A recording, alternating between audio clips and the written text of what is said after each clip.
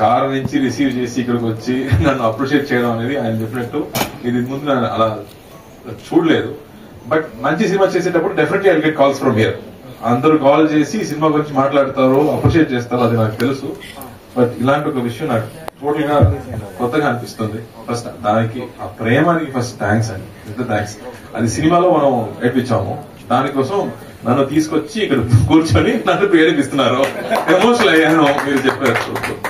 So thank you for this love.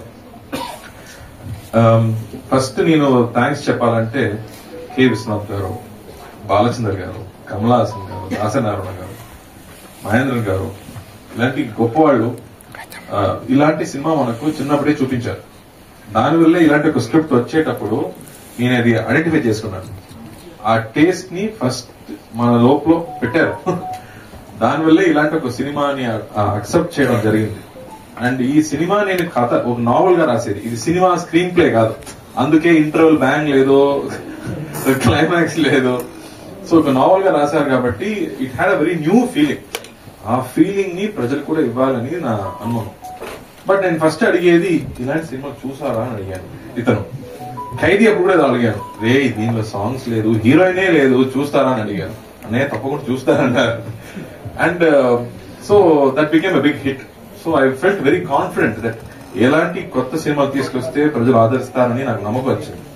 మళ్ళీ ఇలాంటి cinema వచ్చేటప్పుడు ఇది చూడరా, ఈ సినిమా ఎప్పుడు who will watch this film రా, యాక్షన్ లేదు, ఏం లేదు అని చెప్పాను.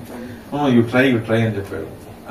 డైరెక్ట్ గా ఓటీటీకి ఇస్తామని మళ్ళీ చెప్పాను. నో సార్, సునీల్ గారు చెప్పారు, you will definitely watch this cinema. ఆ నమ్మకం ఉంది కదా, that made this big difference, that people will appreciate goodness, people will appreciate love, unconditional love అనేది ఇప్పుడు I think it's confirmed that there will be lot of confidence to do a film like this.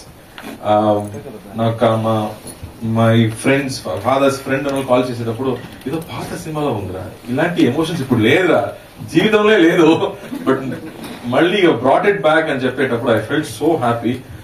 అలాంటి ఒక script రాయడానికి అంత ప్రేమ లోపల ఉండాలి.